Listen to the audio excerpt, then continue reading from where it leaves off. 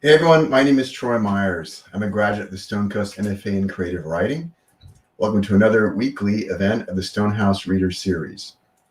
We call ourselves Stonehouse Readers because of the Stonehouse, where Stonecoast program used to hold its summer residencies and winter residencies. And it is an honor for me to be here, truly, especially tonight. We have a full slate of readers. These are all three folks who graduated the same year that I came on as a brand new brand new first semester student. So I remember some of these folks from my first summer there, and I'm really honored to have them read for us tonight. Stonecoast is a national program, and we have friends across the country, and we've had a couple Canadian readers so far this year. And so Amanda Plow and I give a shout out to Amanda, who is producing the show, handling all the technology and what's happening in the background, which is why this is working and you can see me talk. I'm glad I'm not in charge of that.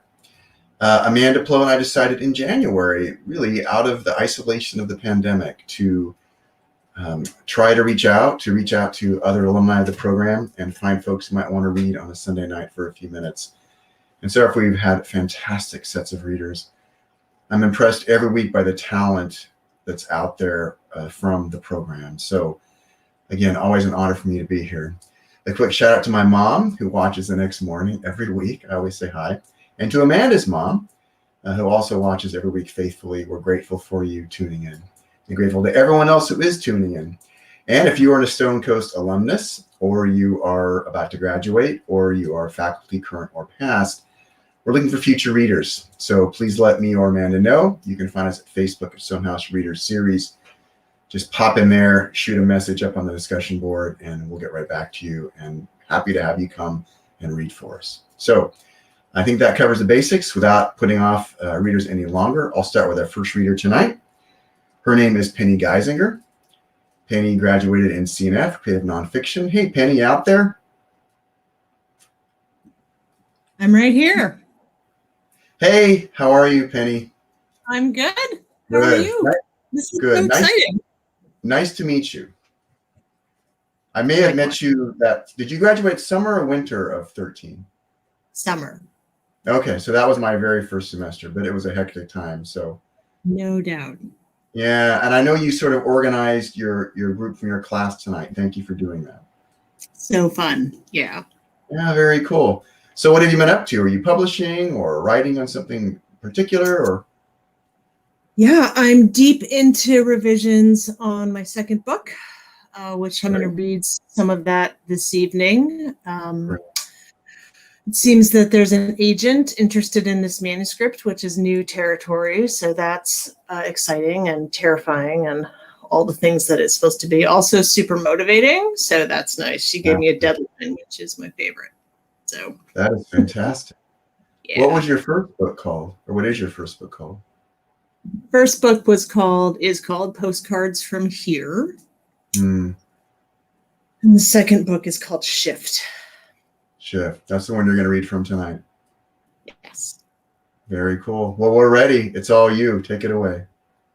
Well, also thanks to Troy and Amanda for organizing this. It's such a thrill to read with two of my Stonecoast BFFs, Katie and Marco. And thank you to Troy and Amanda's moms for always tuning in. It's super important to turn out and support readers. So I'm going to read from the new book in progress called Shift. All you need to know is that the book is about our hapless narrator, that's me, who across the course of the book leaves her straight marriage she falls in love with a woman, and she changes her life. Rather, I change my life. So I'm going to read two sections. And the first is called We Are All at the Edge Together. Felix Baumgartner knows how to take the fall. The first human being to break the sound barrier in a skydive, he led a team funded by Red Bull, the manufacturer of weird little caffeine drinks, and designed a specialized balloon that lifted his specialized capsule 23 miles above the New Mexico desert, where the sky transitions into space. During his dive, he reached 834 miles per hour. He hit the ground before his own screams. This achievement took more than one attempt. Baumgartner's first jump was scrapped due to high winds. I streamed the video feed from the safety of my desk. I answered emails and took calls while Baumgartner waited for hours, shrunk to a small rectangle in the corner of my monitor, while his team worked to determine if this was to be the day. He took the news with grace. No launch today. He winced a small smile at the webcam. The man in charge of the Red Bull team was Joseph Guisinger, the former record holder in the world of crazy-ass skydiving. Guisinger's most famous jump brought his body to a speed of 614 miles per hour. That's woefully short of the 760 miles per hour speed of conversations, babies crying, and car horns. In the moments after the decision to scrap Baumgartner's jump, Guisinger seemed overcome with disappointment. He sat in a mission control-like room, lips pressed together, head haloed by giant headphones, elbows on the desk, his hands clasped, fingers gnarled and held up as if in the prayer to the deities of frustration. One of the commentators remarked that during a 23-mile skydive, one of the hardest things to do is wait. The jumper must let 5 long minutes pass before pulling the ripcord. His mind will tell him after just 2 or 3 minutes that it's already been too long. He will want to do what must come naturally to a skydiver, deploy the parachute. While he wondered if his blood was heating up from the pressure or if his limbs were about to freeze from exposure, Felix had to wait. Wait while he approached and then passed through the Earth's cloud cover. Wait while the quilt of the American Southwest enlarged to become just one brown square. Wait while his parents, on their first trip to America, shielded their eyes with their hands, watched their son grow from a dot in the sky to a man on the ground. While they waited on Earth, he waited too. Families wait and then fall together. As I'm falling asleep at night, sometimes my brain conjures the edges of cliffs and I am jerked awake. In these dream states, I imagine edging the toes of my boots at the place where the earth falls away, and that dizziness kicks me upright where I sit breathing hard, groping for something familiar. The dark of our bedroom compounds the disorientation. In the first year of our cohabitation, Kara and I struggled over my need for a nightlight. She thought it was intrusive and eventually won. We sleep with no light. I miss the data it provides when the cliff shakes me awake. There's a variation on the visions I have of falling. In this one, my kids play on wet, stony ground. They run and laugh, chasing each other, playing tag. And as I lie there trying to sleep with this pervasive film unfolding in my head, one of my kids, it's always Owen, my youngest, steps too close and falls. It takes a fraction of a moment. He's there, then he's gone, and he's not coming back. I wish my brain didn't joust with me this way, that it didn't jam this sharp as an ice pick image into being so often. I'm not asleep when it happens. This is not a dream as much as it is a private movie that plays when I'm on the edge of sleep. Owen falls. It takes less than a fraction of less than a moment. I've lost him, and the scene freezes because there's that chilling knowledge that he's gone, sent clicking into place.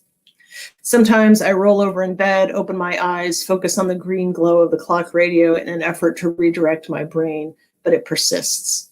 This moment, the moment right after my youngest child has plummeted hundreds of feet to his death, either bashed against the cliff's face or drowned, stages itself over and over in my imagination. There are variations of this. Sometimes I have time to lunge for him as he steps off the precipice and we fall together. But first we hang there in the air in a roadrunner-like freeze for just a breath, and then we fall. This vision never stops with the moment of the fall. It continues into the part where Kara and I look at each other with the gravity of all the loss in the world, and she pivots on her heel and runs to find help, leaving me screaming my son's name into the mist, craning to see down the angry face of this island. I sit up, rearrange my pillows, lie down again, pull the quilt closer to my face, wait to see if this waking nightmare is still there. If it is, this all starts over. It must be something about edges, something about living on them, testing them, nudging them with the toe of a boot to see how they respond. Edges are borderlands where the culture of salt water comes up hard against that of cold stone, while sky and wind mingle with tenacious spindly grasses and scrubby flowers. In between, terns and gulls find crevices and rocky shelves on which to build their homes. On stormy days, they must lose sons and daughters in the abyss. On October 14th, 2012, I left my house and drove 4 miles to my office where the internet was faster to watch Felix Baumgartner's jump live online on the 65th anniversary of the day Chuck Yeager first broke the sound barrier in a machine that was part airplane, part rocket. I don't know why I needed to see this 24-mile free fall. Maybe it was a need to see someone face that kind of abyss, step into it, and survive. Gravity would pull him through darkness to light, from the abstract of space to the concrete of the land. It was a Sunday. We were home, Kara and I. New to her home, I was barely unpacked. I was supposed to think of it as our home, no longer just her home, but it would take years for all of my things to make it out of boxes. I had left my former home like a refugee, abandoning years' worth of belongings. I took what I needed, my clothes, favorite mixing bowls, and coffee mugs, half of the framed photos of the kids, both hardcover dictionaries, photo albums, including the one with the wedding photos, 2 of the green and white striped chairs from the patio set. I didn't bring the other 4 chairs or the matching umbrella. I didn't bring the Electrolux I found at a yard sale or the espresso maker we brought back from Italy. I didn't bring a single thing from the storage shed behind the house, the building where we stuck the things we didn't know what to do with. Years later, my ex and I would take a Saturday and clean the whole building of my possessions. We rented a dumpster, and I disposed of college papers, a broken word processor, and my high school prom dress. I threw that pink, fluffy, satiny dress into the depths of the green dumpster. It rained that night, and I sat in bed thinking of raindrops ruining the white flocked flowers imprinted on the pink satin. Things were always cracking inside me. That Sunday, there in what still felt like Kara's living room, I picked up my car keys and extracted myself from the sunny comfort. My kids were not there. I felt their absence like a gaping abyss, like I was missing an arm or a lung. Kara didn't understand why I needed to leave our mid-morning Sunday routine of coffee and NPR. Neither did I, but I left, drove to my office, sat in my purple office chair to watch someone else's sun fall. Baumgartner was dressed like an astronaut with full-on space gear, as if for a moonwalk. His capsule looked like the one from the scene in Apollo 13 when the capsule plops into the ocean. It was a 6-sided, faceted white jewel with small, thick windows and sides adorned with decals. His name, yellow and black hazard stripes, Red Bull. Baumgartner strode from his Airstream trailer as much as one can stride in a spacesuit, then was strapped into the capsule. A giant helium balloon delivered him to an almost marathon height above the Earth. A cam attached to a capsule outrigger showed his unsteady steps onto the jump platform, and another one broadcast the view from over his shoulder.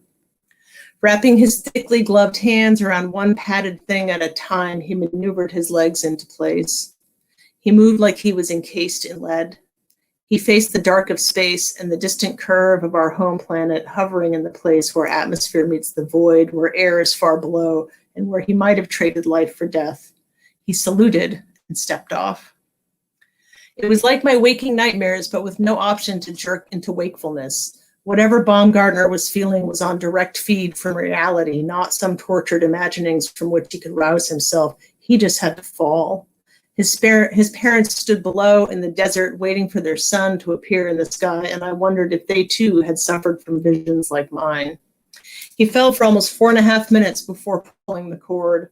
For a time, his body started to spin, and he said later he was afraid he might lose consciousness, but he held onto awareness and somehow controlled the spin. He said later that he didn't even hear the sonic boom because he was too busy trying to steady his whirling body. The boom happens when air can't get out of the way fast enough, and what we hear is the cone-shaped shockwave. From below, he looked like an action figure, G.I. Joe or Buzz Lightyear plummeting from a toy capsule. The footage switched to a vantage point of a helicopter that met him at the landing site. He drifted toward the red desert ground, and when his feet touched, the momentum carried him forward 3 steps, and he looked fully alive and athletic.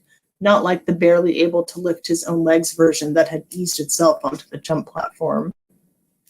Back in the realm of gravity, life returned to his limbs, and he raised his arms in triumph. Falling with the parachute deployed is both surrendering to and resisting gravity. He controlled the fall. He landed. Records were broken. Even when we land safely and in the right spot, things get broken when we fall.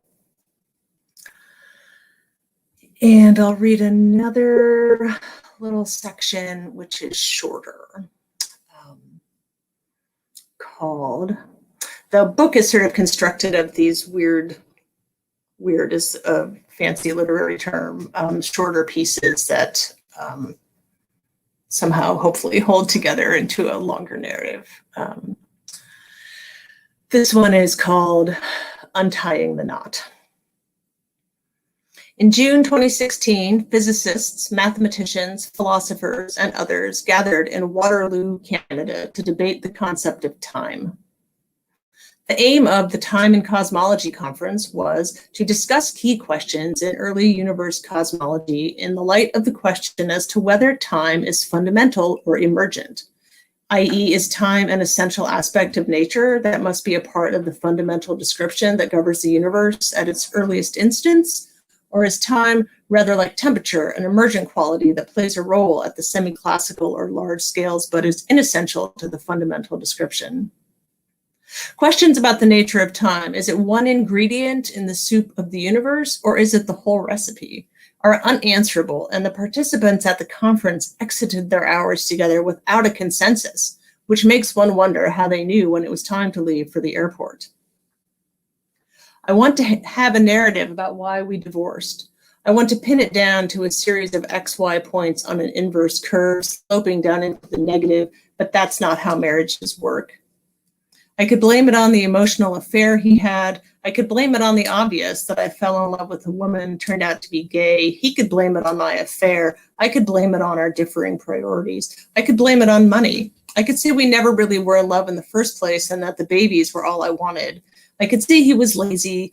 He could say I was a nagging bitch with a rage problem. He could say that I was an active alcoholic. He could say that I was dangerously unpredictable. We could say all those things, and we have, and we were both wrong and right, because most things in marriage are true and false at the same time. Ancient Celtic people known for their knots are credited in some texts with giving us this phrase, tying the knot. In the pre-Christian tradition of hand fasting, a couple's hands were tied together with cord or ribbon, though this rite was a symbol of engagement, not marriage. In the late 1700s, someone got a rumor started that hand fasting, combined with a ceremony in which all the verbs tantalized with future tense, i.e., I will take this man, granted a couple a 366-day period in which to try each other out. People mistakenly believed for years that the church would overlook 1 year of extramarital sex, and if there were no children at the end, the couple could part ways if they chose on day 367. This isn't true at all, but I like the idea that people could tie the knot, but not too tight, then tie it for real if they wanted to. By buying a house together and starting a life, this is essentially what John and I did. Sailors and rock climbers will tell you, though, that if your life depends on a knot, you best know what you're doing when you tie it, because there are a lot of tangled ropes that only look like knots. They don't stay together under pressure and can come apart over money or differing priorities or addiction or fighting over who should unload the dishwasher. Unlike Rob and Mark and Jay, who maybe doesn't even belong on the list, though, my failed relationship with John will never end even after both of us are buried because we had kids. Our limited verb tenses can't express what the physicists say is true, that time and space are more alike than different. My present is here and my past is next to me, just as I am in the living room and my dog is in the kitchen. Time is in a three-dimensional box. Ran and ran, type and typed, eat and ate, love and loved, losing and lost, all float in proximity to each other in this block theory of time. If it weren't so dark in the box, they could see each other and we would encounter our past selves so often it wouldn't even seem weird, which is why I feel like I never left my old life when I entered this new one, and like my new life was a place I already knew when I got here. Years after all this happened, during a late night trip in Portland, Maine with our 15-year-old daughter, I would steer my car into a hotel parking lot and notice a pair of glowing yellow loops floating overhead in the fog. it was the logo of the Infinity Credit Union next to the hotel. And because my head was already full of thoughts about strips of paper that go on forever and impossible units of time, the logo made me glance at my daughter and see her as a shimmering hologram, something that never would have happened if I had lived only one linear life. That's it. Penny, that is outstanding. Thank you. I know why there's an agent interested. So nice. Did someone really break the sound barrier with their body? That's a Yeah. truth. Wow. Yeah. I loved how you mixed that kind of adventure story with personal experience and the reflections on time and marriage. Yeah. Just beautiful stuff. Thank you so much. Yeah, we want to have you come back and read more of that as you continue. That's fantastic work. Appreciate it. Thanks. Of course. Yeah. Thank you so much for coming on and organizing the group. What a treat. Really Good. Lovely. It's so nice that you two do this. It's really, what a gift. Well, thank you. We love it. I love it. It's a highlight of my week, hearing such great new work. And but it wouldn't work without you folks. So thank you for coming on and sharing your talent. Of course. All Can't right, wait to get the next two readers. Yeah, and we'll see you again, Penny, for more of that. Absolutely. Take care. Hey, everyone, if you're just tuning in, my name is Troy Myers. I'm a graduate of the Stonecoast MFA in Creative Writing. It is in Portland, Maine, and we have colleagues, alumni across the country and even other parts of the world. And every Sunday night, or most Sunday nights anyway, at 8 o'clock Eastern, Amanda Plo and I host an alumni reading series called the Stonehouse Reader Series.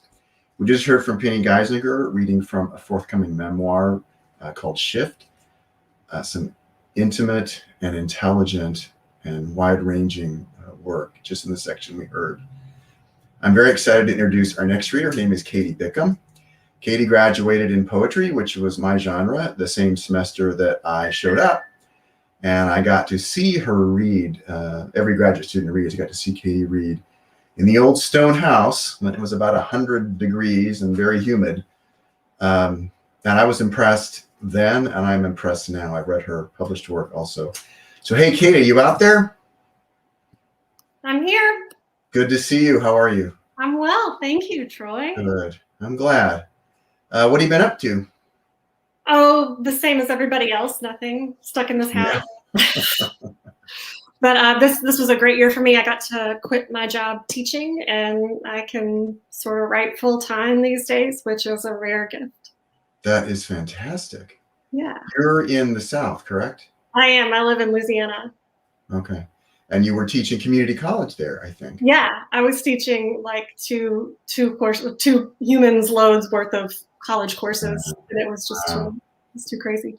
Well, good for you to have that freedom and space. That's fantastic. Yeah, I'm jazzed. Good. What are you going to read tonight for us? I'm going to read a bunch of unpublished stuff. I'm kind of piecing together a new manuscript. I have 2 published books. One of them was basically my graduate thesis from Stonecoast, which is called The Belmar. And then more recently, I have a book called Mouths Open to Name Her from LSU Press, which I'm really proud of. So I've been kind of spending this year writing sporadically and piecing together a new manuscript having to do with the female body and motherhood and marriage and that kind of stuff. Oh, I can't wait to hear from it. Thank you so much, Katie. It's all you. Yeah. All right. All right. This first poem that I'm going to share is a poem that I wrote when Anthony Bourdain passed away, and I had like a really soft spot for Anthony Bourdain. And you'll notice that there's a chef referenced at the end, and that's Anthony Bourdain. This poem is called Salt. I could never get enough to eat in summer. The crawfish scalded and stuck salted to the newsprint, and we sucked the heads for the sweetest meat, then rubbed cream onto our burning mouths. When I met him, he had never really tasted anything. Grew up in a house with white bread and white gravy and the ritual Sunday lunches and the Lord, and his father prayed the flavor out of all the food. I took him to other countries and heated into my womb as I placed the curling squid, cold conch, handfuls of things I couldn't name onto his tongue. I watched him exit Eden into a world of secret-telling fruit, our love like a childhood and a childhood ending, winding into a cooler, sweeter thing. How many years I wasted, he said inside me, the spice of our supper still on his lips. A great chef said once that salt makes food taste the way it's meant to taste, the thing itself alone, unable to quite speak its own name.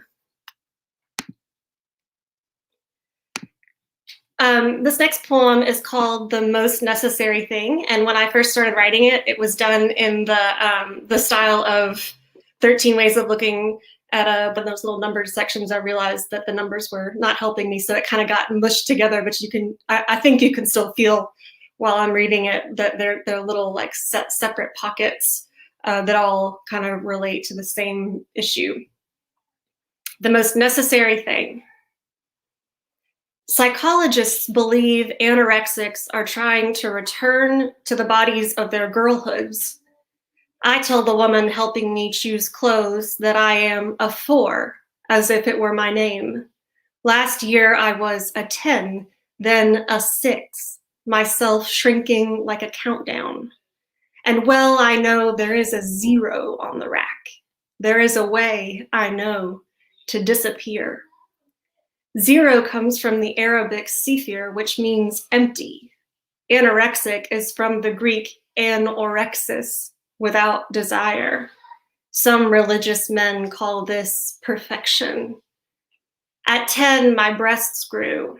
A boy in class pretended to admire my necklace, but held them, daring me to speak. There are 1,000 ways to harm a girl like this, and I know them all. I know the weight of fingernails and hair, tonsils, spleen, things I could remove. I know the bone, the marrow of the bone, the brittle inside of a woman, the girl who wishes never to need anything, to live on air. I know the circumferences of each limb in centimeters, inches, finger lengths. A woman says she envies my control.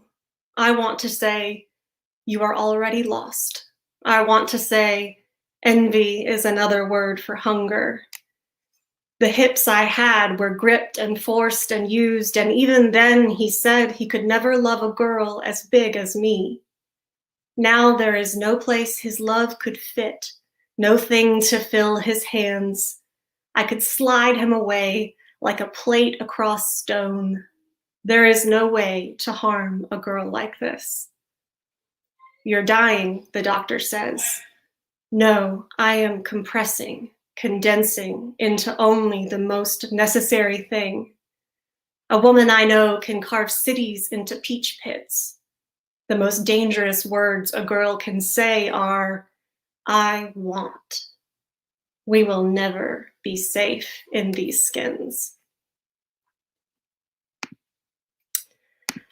Okay, I'm going to share 2 more poems, and this next one sort of builds off the previous one, which is to do with this issue of kind of living in a female body in a world that is not always friendly to female bodies. A lot of times we think of like the atrocities committed against women as ancient things, like, you know, witch trials and things like that, but we don't sometimes connect that violence to the violence that still goes on every day. And so this poem tries to kind of imagine all of that violence and our response to it concurrently. It's called Mother Tongue.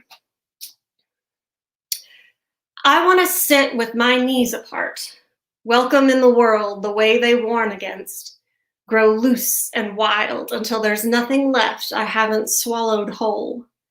I want to tear the sizes off of clothing with my teeth, turn to stone the men who dare to look upon my face. I want a face that levels them, that dares to wither and grow old.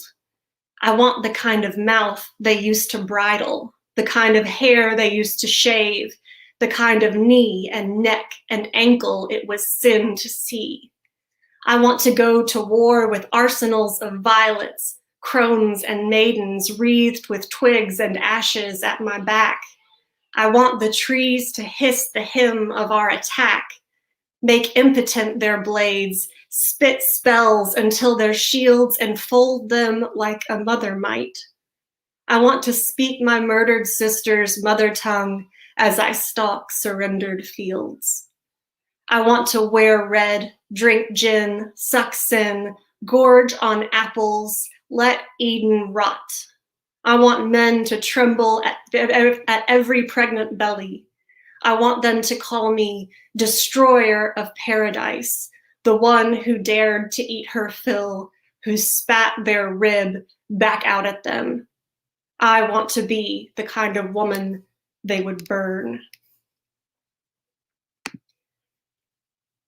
Okay, I always try to end any reading that I do with something a little bit more upbeat, because poetry does get a bad rap for being dark sometimes. So this is a poem that I wrote about the pandemic during the pandemic, and I was just trying to think of like one thing that really got me through in those dark days, and for me it was my brother's laughter. So this is a poem I hope that makes you at least chuckle. It's called The Thing Worth Saving. When my brother asks one night, "Katie, where do you come up with this shit?" I take this shit to mean poems, and deciding the question is fair enough, I tell him I like to read the histories of things. Like what? He asks. It's the end of the hardest year of our lives, so I don't tell him how, while studying the history of anorexia, then forced starvation, I learned of Russian botanists who, during the shelling of Leningrad, braved the bloody fields for every type of tuber, seed, or fruit, and hid them in a bunker meant to safeguard the Earth's history of food. While all around them, down to skeletons and skin, humans choked down rats, dirt, each other to survive, the scientists all died inside, armed and primed to shoot, slowly starving in their vigil of some 100,000 fruits, of budding roots, of multitudes of bellyfuls of rice, all untouched. Like what? He asks again. The history of what? Our father is dying, slow, not the way you'd want to see your old man go. My brother is my elder, his black beard gone gray, and though all around us the world suffers in its darkest year, I think inside him there is still a boy whose laughter, once begun, is like a boulder rolling down a hill, gaining speed as it goes, and I realize I'd like to hear it, that I'm hungry for it in my ear. I clear my throat. Well, I say at last, like the history of orgasms. I'm trying to embarrass him now for the "this shit" remark, but he's too old to be embarrassed, and he says, well, what is the history of orgasms? All around us is hunger, is the labored breathing of the dying, is our father forgetting, is the clock ticking down the minutes of our lives. So instead of telling him the truth about the evolution of clitorises in mammals, or the notion that the female orgasm was an accident, or the bloody history of what we've done to women who dared to enjoy their own anatomy, I tell him the untrue story about Cleopatra I've always loved. Cleopatra, I say, repeating from some hundredth hand account, trying to sound important, made the first vibrator by ordering a sealed pot full of angry bees and sitting on it.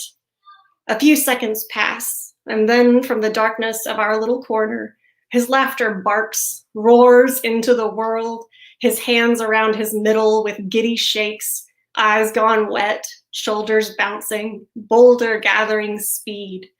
And here is the thing worth saving, whatever can outlive a war, be planted on the other side and sun, and grow and feed and multiply. His gasps I would die guarding in a world that is struggling to breathe. Thank you. Katie, that was fantastic. Thanks so much. Yes, fantastic. The breadth of that material. And I love, I mean, it's moving to hear that kind of personal work. Thank you. I know that's got to be hard to write and read that, to at least to read it out loud. Yeah, I take a lot of breaks. I don't sit there and write that for 8 hours a day. I usually write for about 3 minutes a day and then just leave it there. So You have to kind of pepper it through. Well, thank you for sharing it. It's my pleasure. Wonderful to do that. Father prayed the flavor out of the food. Love that first. My poor Pentecostal husband, former Pentecostal husband. Yes, I was raised by Pentecostals. Hi, Mom. We love the Pentecostals. And I remember the Yep. love's a cooler, sweeter thing. That poem was just phenomenal. Oh, thank you so Have much. you published that yet, or that's just? Yeah, that is in an anthology about food called. Hang on, don't quote me on it. I'm going to write the name of the anthology in the comments, because if I say it, I'll say it wrong, and so we'll put that out. But it's an anthology all about food, poetry about food. It's a great poem. I'm glad it's out there in the world. Thank you. Who spit their rib back at them? That poem also. My angry girl. About the eating and the thin and shrinking. That is so touching. Thank you. Yeah, I set out actually to kind of write a whole collection about eating disorder, and then all this other material kind of feathered out, like poems about motherhood, because for me, the changes in my body that happened with motherhood were really difficult as an anorexic. And so the book ended up or the manuscript, I should say, it's not a book yet, started kind of weaving through different issues. So it expanded from just being about eating disorder. Wow, you have a loving family out here among the alumni. I want you to Oh, yes. I always feel loved by my Stone Coast people. Good. We'll have you back to read some more poems. That was fantastic. Yeah, absolutely. Thanks so much, Troy and Amanda, for making this happen. Thank you. I'm really glad you were able to come and read. Yeah, same. Bye, guys. Take care. Bye-bye. Oh, yes. I've liked Kitty's poems for a long time, and I had not heard any of those. Very moved. When I came to Stone Coast, I said, I'm not going to write personal work. I'm going to write about plants like Robert Frost. And I started that way, and then my work turned personal. I still think that it takes courage to write confessional poetry and share it, and it heals. It touches and heals others, I think, too. So grateful for that. And I wrote down words and phrases that I liked, but I'd be reading all day, so I'll just hang on to those for myself. Thank you again, Katie. Our next reader is Marco Wilkinson. Marco also graduated in the same incredibly talented class of the summer of 2013. If you're just joining us, my name is Troy Myers. I'm a graduate of the Stone Coast MFA in Creative Writing. And Sunday nights, Amanda Plow and I, who's a colleague of mine from the program, host a reading series called the Stonehouse Reader Series, where we have alumni from Stone Coast come in and read their poetry, their fiction, their creative nonfiction memoir. We have had all kinds of material, and it's all been excellent, outstanding, and there is so much talent in this alumni pool and so much love and community. I'm so grateful that we're doing that just for that. So I'll bring up Marco. And Marco Wilkinson, if you're out there, let's bring you up and hear what you're reading for us. I think you just had a book come out, or one's coming out. Hello. Hi. Hi. Thank you. Hi. Thank you for having all of us on here. Of course. Yes. I'll be reading excerpts from a memoir that I have coming out from Coffee House Press in October. It's called Madder, Madder, A Memoir in Weeds.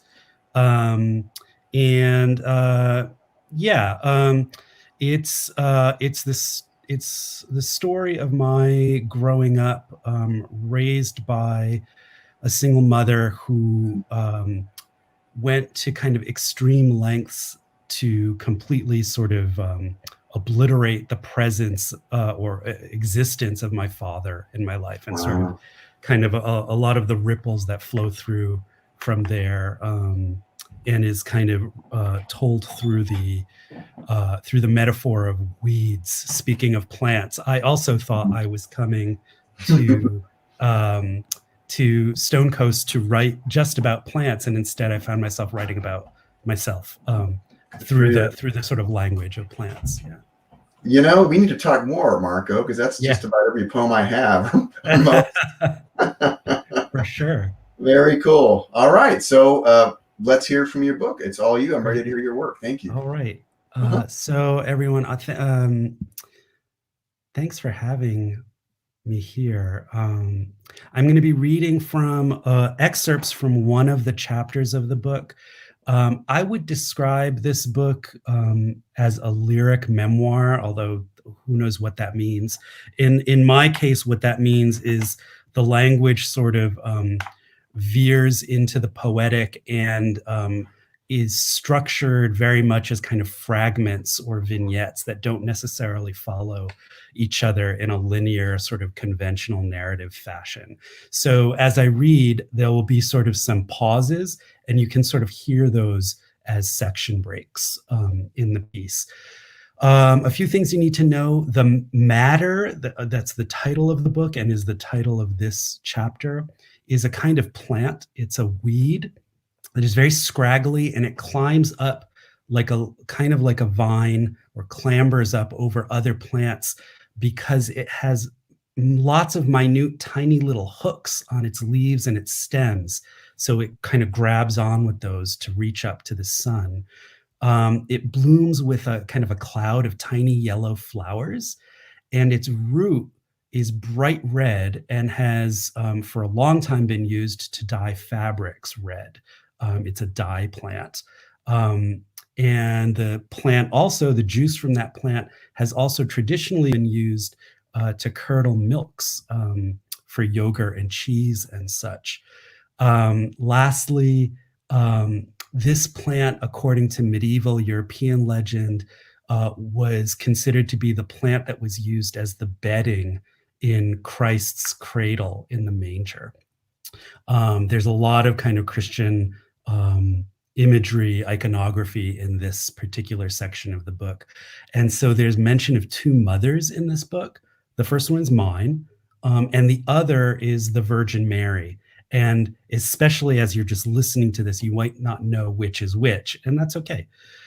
And throughout the whole book, this book deals a lot with the contestation of family history, and so I had to wrestle with how can I tell the truth of my version of that history while not negating others. And so you'll hear throughout this a refrain that runs through the whole book.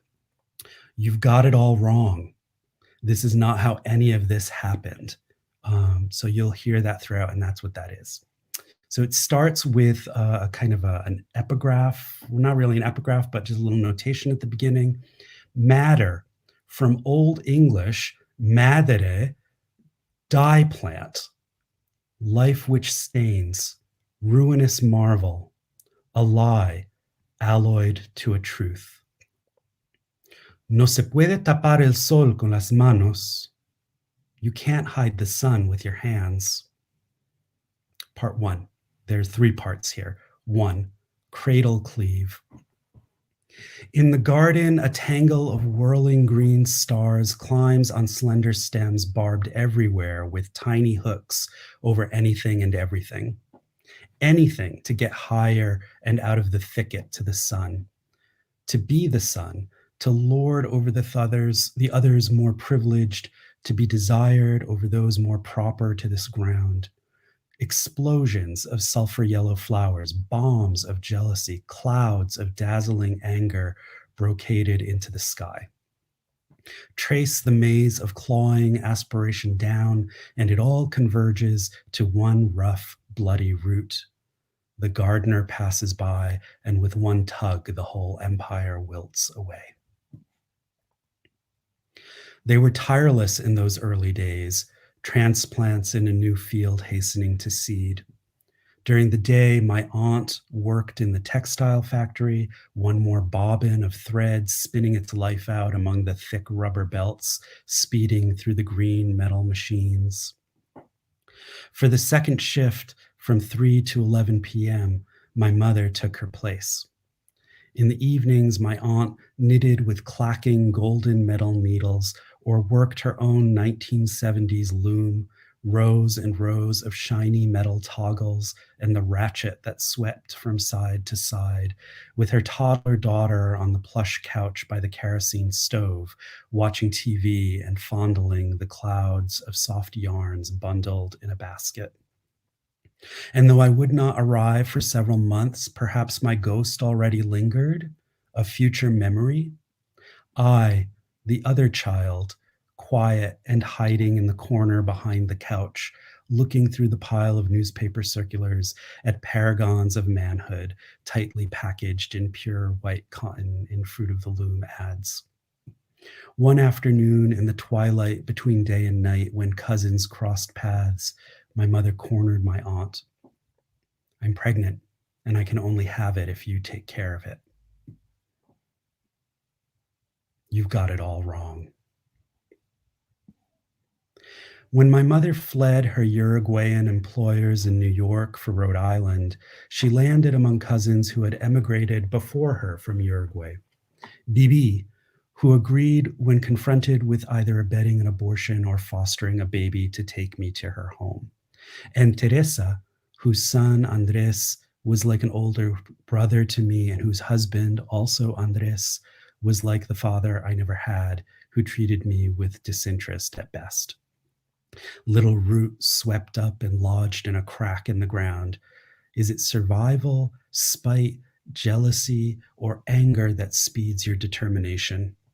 Reach up, climb over, wind around, and overpower. Whatever her cousins achieved, my mother was resolute in matching. Living room sets, hutches, plates to fill hutches, children. This is not how any of this happened. Mother Mary, handmaid, bird catcher, your body a weave of grasping stars reaching up to replace the sun with your own, birth him and then cut yourself down, cradle him in the scratching arms of your own martyrdom. Teach him to reach for little, that his portion is meager, a cloud of minute ochre flowers in a cave instead of one limitless sun in a limitless sky. Handmade, made with scalded hands, cracking hands, hands wrapped around steel wool, hands plunged into toilet bowls and sinks of greasy water and cat litter boxes, hands too busy, hands too angry, hands that cover the sun and whose shadow falls like a black bird, fingers outspread like wings over your son. The only embrace they will ever offer. When my mother was far along in her pregnancy, months after my father had left her amid accusations of entrapment and deception, he ran into her at the mall. Veo que seguís con esta locura. I see you're going through with this craziness, and kept walking. You've got it all wrong. What is the natural fruit at the end of a life spent scrambling to the sky?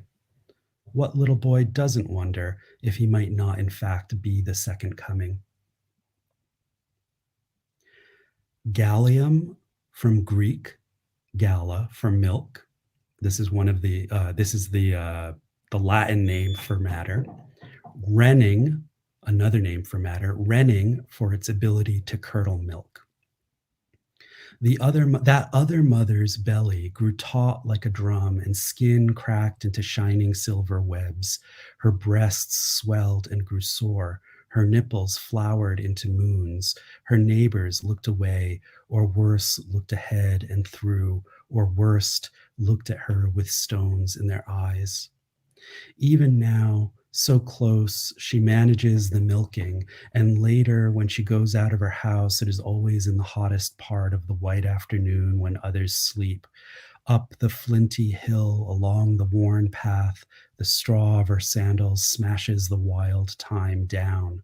The smell makes her dizzy on the switchbacks. Up among the scrub, tangled in the branches that scratch her bare arms, she finds the ladder of herb, its scratchy leaves whirling along the stems that clamber up through the shrubs. In her mother's great wooden mortar, whose bowl has grown soft and furred with the use of generations, the stems and the leaves will give up their bitter green juice to the heavy-breathed pounding, the patient drop and twist of the pestle. Tiny sickle, no bigger than her thumb, her little friend, her only company, pulled from the swaddling of doubled over worn linen of her robe, where she's learned to keep it close.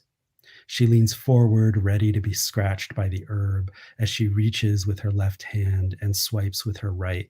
But before she can touch it, the herb swells, and before her eyes, 100, 1,000 buds grow fat among the leaves. Catching her breath, she sits back on the sharp stones in the shade of a shrub and looks confusedly from the profusion of tiny golden yellow flower buds to the growing stains of wetness across her chest. Back home, before life returns to the streets of the village, she slowly pours the dark green juice from the stems she eventually collected and crushed into the pail of goat's milk from the morning. Stirring clockwise, she waits for the curdled blooms to appear. Root red, flower gold, leaf star, cleavers hold.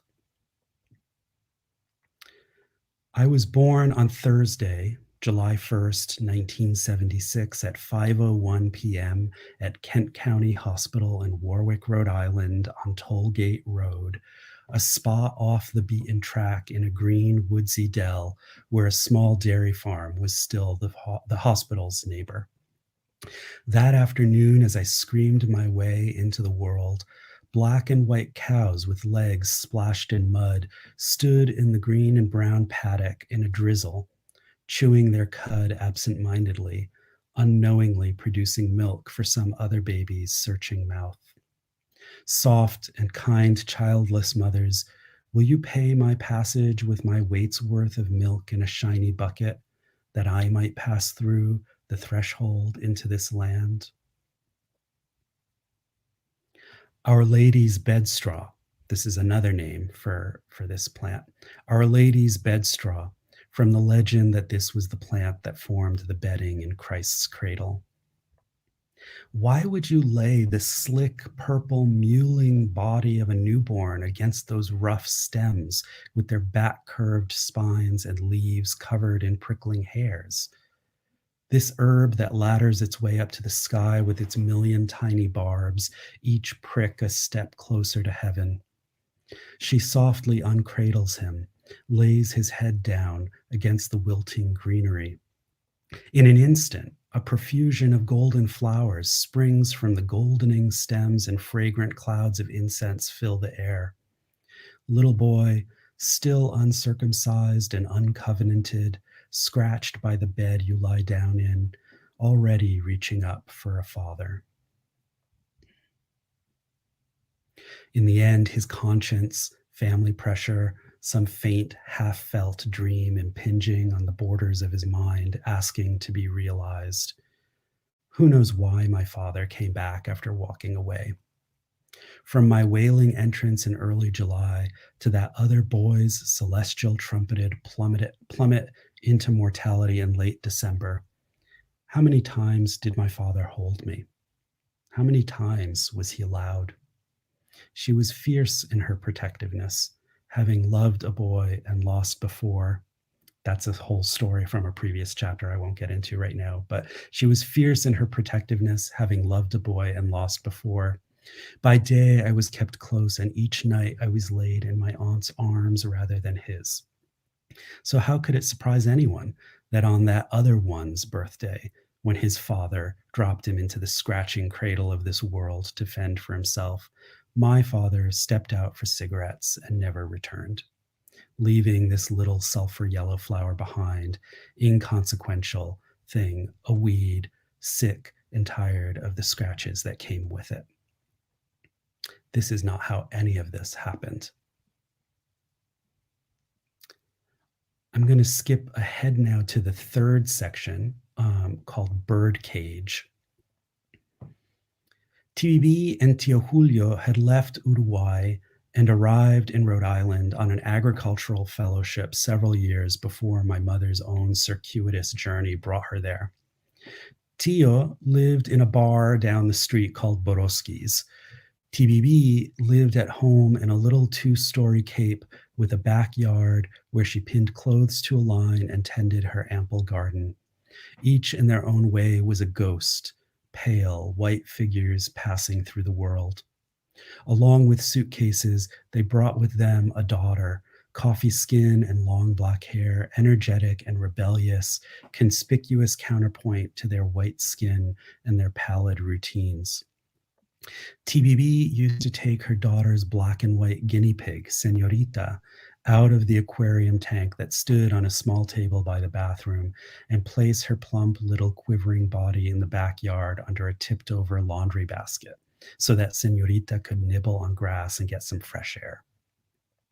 What is cast away is picked up. What blows through the air sinks into the sea. Wound that bleeds is swaddled and tended. The lost are found one way or another and cradled. Who knows why she never told her daughter that she was adopted? Who knows why she agreed to my mother's proposition?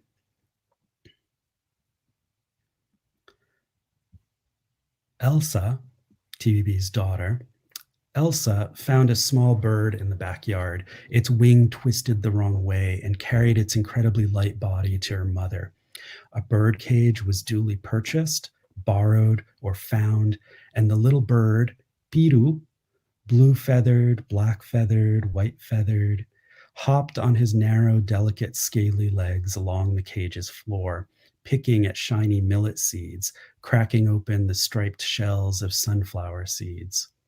I was thrilled and disturbed by the softness of Piru's colors and the clicking, shiny hardness of the little nails bouncing up and down in my palms, the darting beak, and the passionless eyes.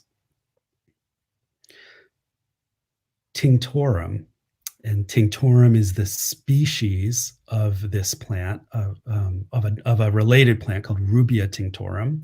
Tinctorum from Latin for stain.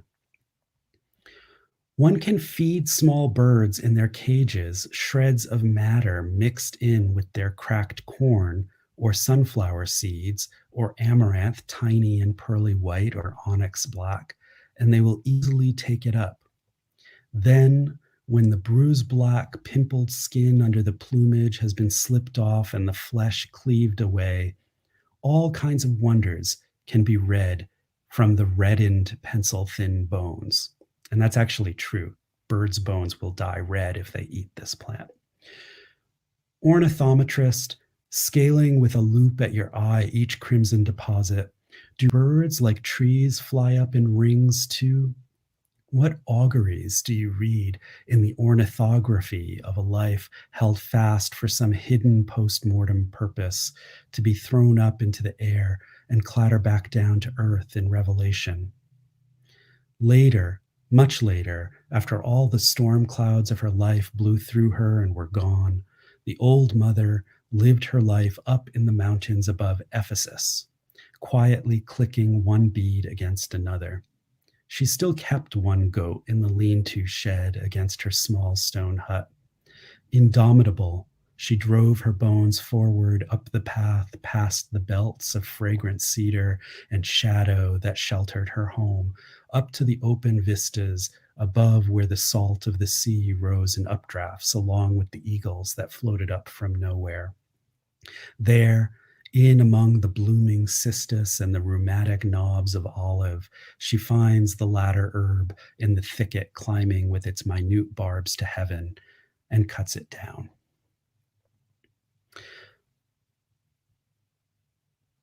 One day, the white cage swung empty in the summer breeze from the backyard tree in which it hung, the little trapdoor listlessly drifting. Elsa screamed, "Piru! What did you do to Piru?" She shot at her mother with venomous slits for eyes. Piru seemed to have escaped from a cage not shut tightly enough. Testament, apparently, to a miraculous recovery of wing and flight. Kind-eyed TBB who took in what wasn't hers, seeing the inevitable end. What did she do? Nestle the shivering form in a shroud of green grasses? Twist the neck so much thinner than the feathers would suggest until the barely audible snap? Look the other way with the door wide open, the neighborhood cat in the distance? Too strong to stand suffering, too gentle to countenance truth. What little lies spring and diverge, arm themselves into whole worlds, and burst into flower. Little birds, Elsa and I hopped about in a panic, searching for Piru. Little did we each know then, we were broken-winged ourselves, each alone in our own cages, so subtle the white bars faded into the summer haze. Little door, where could you be? Thank you. Margot, you have a lovely reading voice, Thank you. but I've never heard anything quite like that. I write down lines that I like, I was really pretty hypnotized really spellbound by that. It's poetic, it's spiritual, it's personal. Wow. Oh, thank you so much. Yeah, that's American literature, man. I don't know if you can hear some American author, but that's some outstanding stuff. I keep getting books from the series that I haven't caught up to read, but I'm ordering your book today because I definitely want to hear that. That is beautiful content. Oh, Wow. thank you. And thank you and Amanda for putting this together, and for keeping it going. It's not easy to sustain, a weekly writing series, and to really commit to making it happen. So I really appreciate that. And it's such a wonderful joy to get to read with Penny and Katie. What a strong night. But the easy part is this part. The not hard part, but the time consuming part is recruiting readers. So you come back and recruit your friends. Absolutely. Stone Coasters, come on out. Yeah, we love to have repeat readers and would like to hear more from your memoir. Marco, how did you get the book published? I'm sorry? How did you get the book published, man? Oh, it was a long journey.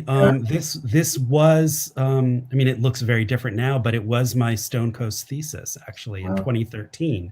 Wow. So you can see, it took me a bunch of years to really get a sense of what the ultimate structure should be. And then just a lot of perseverance, publishing, excerpts from it in various journals and getting people to know about it, and then sending it out to publishers. I was very lucky to have an amazing editor, Erica Stevens at Coffee House Press, see it and really believe in the book and make sure it got out into the world. So kudos to her and to Coffee House. Yeah, well, thank you so much. We'll look forward to having you back. I mean, sincerely, that was absolutely hypnotic. And I'm a fan of Emerson, his essay on nature. I'm pretty nerdy as an lifetime English major, but and the description of plants you had was so poetically clear. But when I see you tie those to human experience, well, that's just my language, I guess, man. Maybe that's why I like it so much. It's what I try to read in my poems.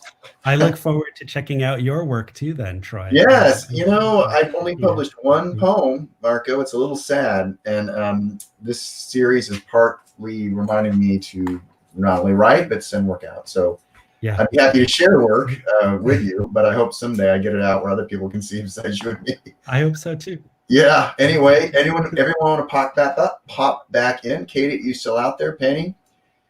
We'll bring you all back on. Yep. Hi. So Penny, you still out there? Who is Penny? She may have got away. How was it, the two of you reading together? Oh, like Penny said, it felt like old times. We don't ever get to be together, the three of us, so. Yeah, I'm just astounded. So I've known Katie's work since the beginning, right? Since our MFA days. Katie, the work you read tonight is just like, I put it in the comments, it's on fire. It's it's gonna burn the world down. Amazing. Amazing. Thank you, Marco. To be published in a third book, and I'm sure it will be soon enough. Well, I don't think I've heard you read since grad school, so I know. I forgot. We were all saying you need to do an audiobook because we're all just sitting there with dinner plate eyes, hypnotized. Such a great reader. I loved it. Thanks. Thanks. Well, thank you both, and thanks to Penny. Next week, we are going to take the week off. We have not taken a week off, Amanda and I, since the beginning of January. So, Wow. so next week we don't have any readers, and that's a good vacation for us. The week after that, Robin Wood is doing a book release. She's written like a memoir biography about a poet. Hey, Penny, there you are. She's back. Hey, how was it meeting with your friends? Thank you, Mark. Can you hear me out there? Sorry, I think that was my fault. It's okay. Did you enjoy tonight? Was it good to read with friends from the old days? This just felt amazing. This felt like I just have really cornball, mushy things to say about seeing the two of you and hearing your work, and so nice. What a gift. What a gift. I love you, sister. Yeah, likewise. Marco, I'm so excited for you. I'm just so excited. You have been waiting for so long, and it's taken a while. And it's everything about it just feels perfect. I'm so and not to be shameless, but in the chat there is a link to pre-order, and you don't have to pre-order, but go to the link just to take a look at the book cover. I am so in love with this book cover. Cool. It really does convey for me what this project has been about. So anyway, amazing Italian artist who we found for the cover. So yeah, it's beautiful. It's just beautiful. Yeah. Well, you amazing three. We could have you all come back together again, because tonight was truly stellar. Yeah. 2013 was a good vintage. Right. We've aged already. You three are the reserves too, you know. Like the library wines from that year. That was really great. Thank you so much. We'll see the rest of you in 2 weeks. Again, Robin's reading. She has a co-reader. His name I don't have in front of me, but we will be here in 2 weeks on Sunday night. Please come back, everyone. We love you all. Thank you. Have a fantastic week. Bye. Bye. Bye. Bye.